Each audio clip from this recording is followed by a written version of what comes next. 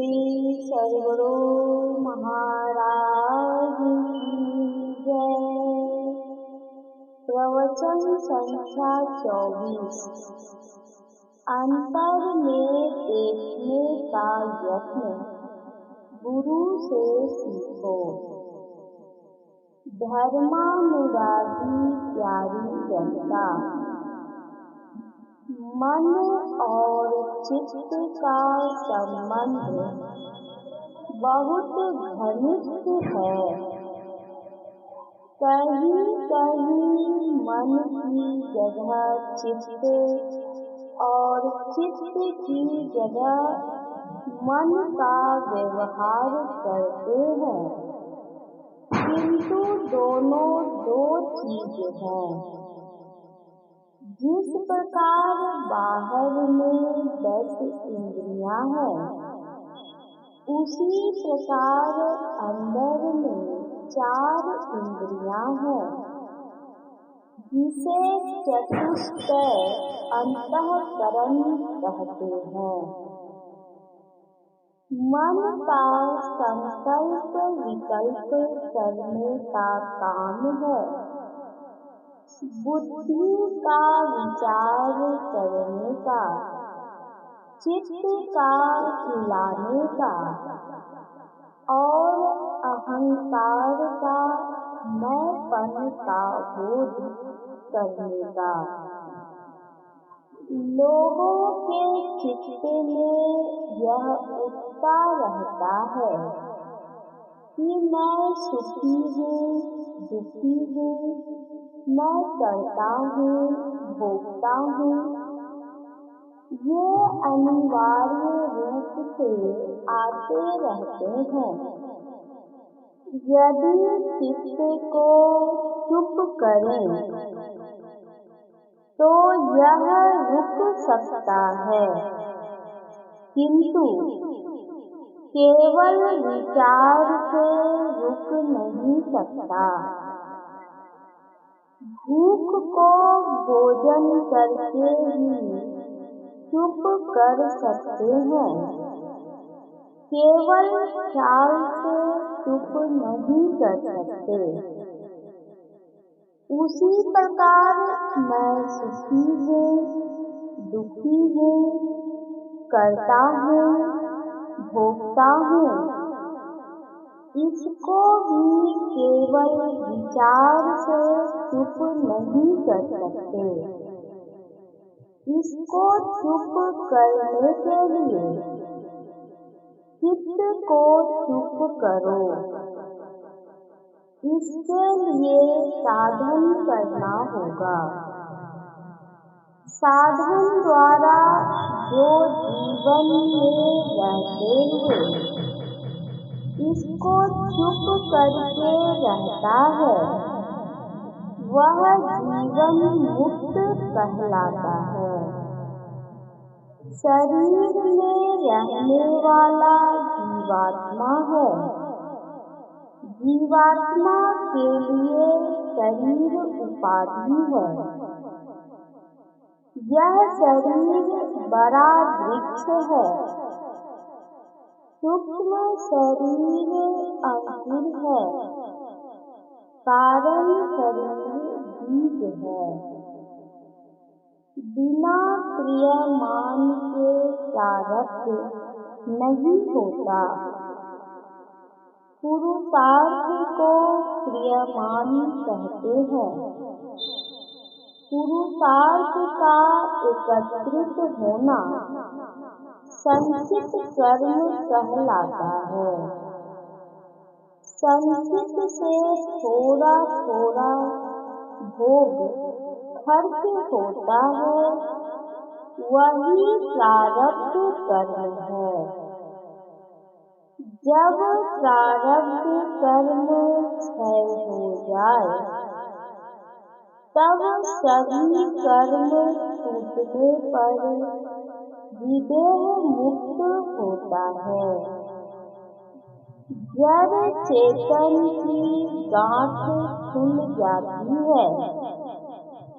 दूध को मथ कर घी अलग कर फिर घी में रखने से जैसा रहता है, उसी प्रकार जड़ चेतन की ग्रंथि खुल जाए और फिर इस शरीर में रहे, वह विदेह मुक्ति है।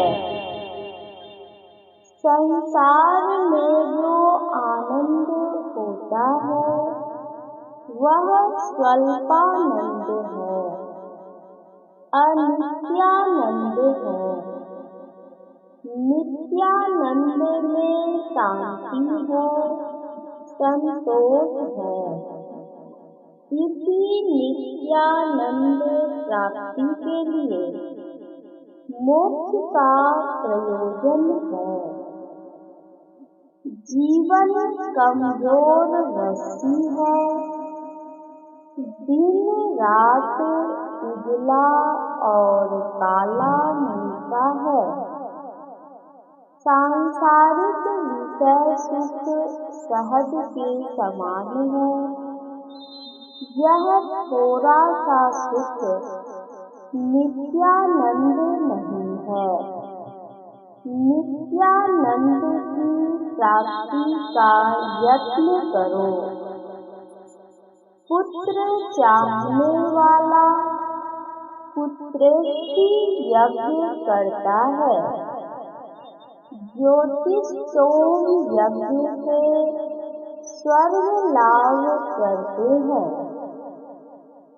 वाणिज्यादि द्वारा धन लाभ करते हैं। इसी प्रकार वेदांत श्रवणादि जनित ज्ञान से जीवन मुक्तादि लाभ होता है। ज्ञान को 4 दर्जों में बांटा गया है: श्रवण, मनन, निधिध्यासन और अनुभव। अनुभव जो ज्ञान सबसे पीछे उत्पन्न हो, सुनता है, विचारता है, साधन करता है, साधन करके अंत कर देता है, तब अनुभव ज्ञान होता है। इसलिए ये तीनों कर्म करो। तीनों का अंतिम फल अनुभव ज्ञान है। चित्त का धर्म तब रुकेगा जब इसकी क्रिया रुके। चित्त की क्रिया हिलना है। इस हिलने को बंद करो। चित्त के हिलने से ही सब इंद्रियां काम करती हैं। इंद्रियों को प्रेरण करने वाला मन है। चित्त का हिलना बंद होते ही संसार का पसार बंद हो जाता है। पसार का बंद होने से सिलसाव होता है। सिलसाव से ऊर्ध्वगति होती है। ऊर्ध्वगति इतनी होती है कि कर्म मंडल को पार कर जाता है और प्रारब्ध कर्म क्षय हो जाता है। तो चित्त के हिलने को बंद करने के लिए श्री राम ने कहा, चित्त वृक्ष के 2 बीज हैं, प्राण स्पंदन और वासना। इन दोनों में से एक को चुप करो, दोनों बंद हो जाएंगे। प्राण स्पंदन को बंद करके भी चित्त को रोकते हैं और दूसरा है वासना को रोकना। मन किसी एक ओर लग जाता है तो दूसरी ओर से फिर जाता है। किसी तरफ की इच्छा प्रबल हो जाती है तो दूसरी तरफ से फिर जाता है। ईश्वर की तरफ इच्छा प्रबल हो जाए तो संसार की ओर से छूट जाएगी। इच्छा को छोड़ने के लिए एक तत्व का दृढ़ अभ्यास करने कहा। प्राणायाम द्वारा प्राण स्पंदन रोकना विपदजनक है। यथा सिंहो गजो व्याघ्रो भवेद्वस्य शनैः शनैः तथैव सेवितो वायुरन्यथा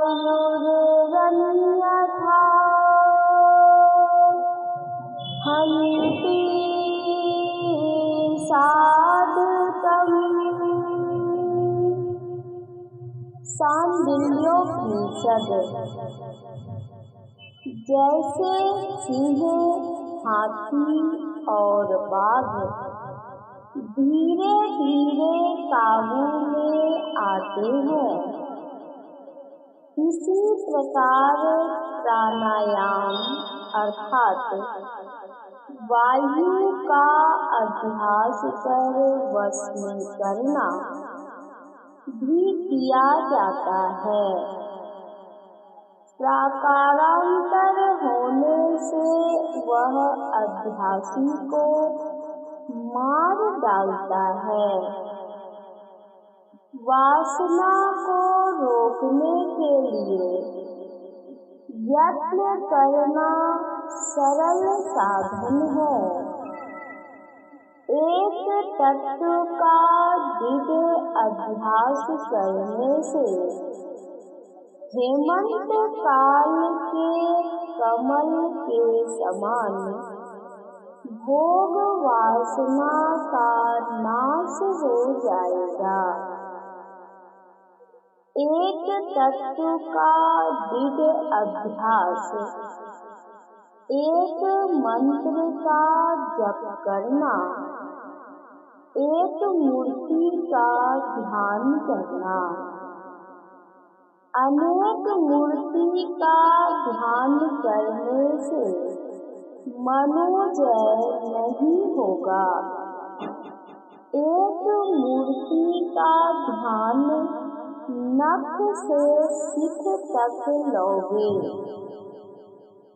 हाथ, पैर, नाक, मुखारविंद, माला, वस्त्र आदि होने से ये भी एक तत्व नहीं हुआ। एक तत्व वही होगा जिसे श्री राम ने कहा, एक बिंदुता, जिसमें अंग प्रत्यंग नहीं है। मोटे रूप में एक तत्व का दृढ़ अभ्यास शालिग्राम है। इसमें हाथ, पैर, नाक, कान, मुंह नहीं। अल्प ज्ञान के लिए सुंदर असुंदर रूप को जानते हैं, यह माइक ज्ञान है। यदि आत्मा से देख पाओ तो वहाँ का सुंदर असुंदर कुछ भी नहीं रहेगा। आत्मा की सुंदरता को प्राप्त कर इस सांसारिक रूप में नहीं फंसता। एक तत्व का दिव्य अभ्यास बिंदु ध्यान है। बिना दिव्य दृष्टि खुले उसका दर्शन नहीं हो सकता। यही श्रीमद् भगवद गीता का अनोल नियम है। यह मन से करने का नहीं है। इसमें लंबाई चौड़ाई नहीं है। देखने के ढंग से देखो। तुलसीदास जी ने बहुत आड़ पर्दे से कहा है, लोचन चातक जिन करी राखै, रहहि दरस जल धर अभिलाष। निद रहि सरित सिंधु सर धारी, रूप बिंदु जल होहि सुखारी। देखने का यत्न गुरु से सीखो। यह एक तत्व का दिव्य अभ्यास है। ऐसा रहने वाले की भोग वासना एकदम छूट जाएगी। इसके लिए साधु संग, वासना परित्याग, अध्यात्म विद्या की शिक्षा और प्राण स्पंदन निरोध करो। इच्छा छूटेगी, मन एक ओर होता जाएगा, प्राण स्पंदन रुक जाएगा। साधु संग, वासना परित्याग, प्राण स्पंदन निरोध, अध्यात्म विद्या की शिक्षा, ये चार बातें सद्युक्ति हैं। इनको छोड़कर जो हठात चित्त पर काबू करना चाहता है, वह प्रकाश त्याग कर अंधकार में ढूंढता है। मद मस्त गजराज को कमल नाल के तंतु में बांधना चाहता है। सब लोगों को चाहिए कि ईश्वर का भजन करें। ईश्वर का स्वरूप अमायिक है, आत्मा से ग्रहण होने योग्य है। जड़ चेतन ग्रंथि नहीं खुलने से दिव्य दृष्टि नहीं हो सकती। दिव्य दृष्टि प्राप्त करने के लिए यत्न सीखो। इसके लिए पहले किसी मंत्र का जप, किसी स्थूल रूप का ध्यान करो, फिर बिंदु रूप का ध्यान करो। ज्योति के जितने प्रकार हैं, सूक्ष्म रूप है, इसके और आगे बढ़ो। स्थूल सूक्ष्म रूप उपासना के बाद अरूप उपासना होगी, वह नाद उपासना है।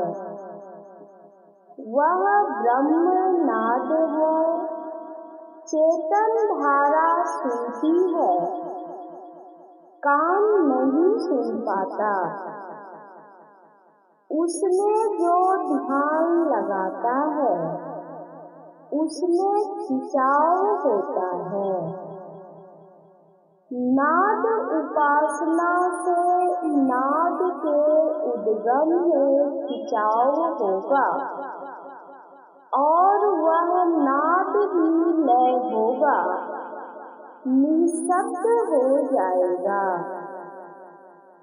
जिस क्लेश में हम लोग पड़े हैं, यह क्लेश नहीं हो, इसलिए ईश्वर की भक्ति कर मोक्ष प्राप्ति कर ले।